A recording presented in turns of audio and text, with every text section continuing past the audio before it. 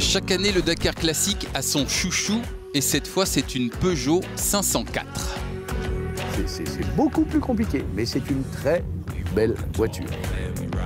Un projet un peu fou puisque c'est une voiture des années 70, donc avec tous les risques liés à une personne âgée. Leur aventure a commencé l'an dernier sur le Dakar Classique. Et donc on se lance l'année dernière et on a pris le départ avec cette 504 que vous voyez derrière nous. Et c'était une année pour apprendre, donc assez vite, en une grosse semaine, on a dû se retirer l'an dernier. Mais on s'est promis tous les deux de revenir cette année avec une voiture mieux préparée. C'est une voiture qui est magnifique parce que c'est un dessin italien de Pininfarina, qui est quand même connu mondialement. Et c'est probablement, je veux dire, la plus belle voiture française.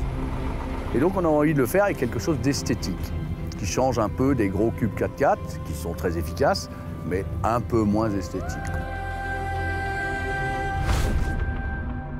Le drame de cette voiture, c'est qu'elle n'est pas du tout, mais pas du tout faite pour ça.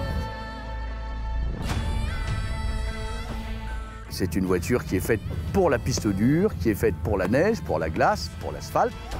Mais pour le Dakar, dès qu'on est dans la boue, dans le sable profond, c'est...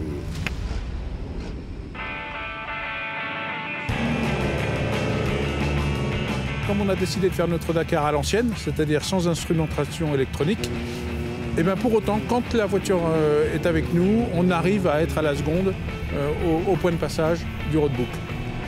On fait ça vraiment à l'ancienne. On n'a vraiment que le tripi obligatoire du Dakar, sur lequel on se base, et on a notre chrono pour essayer de comprendre à peu près si on est dans les bons temps, à telle vitesse, à tel point. Donc, tout se passe remarquablement. Elle est quand même souvent reprise dans les médias.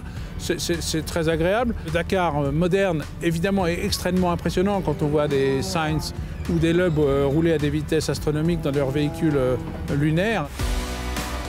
Mais je crois qu'il y a un certain attachement des amateurs à voir rouler ces voitures un peu anciennes parce qu'on s'identifie plus facilement à une 504.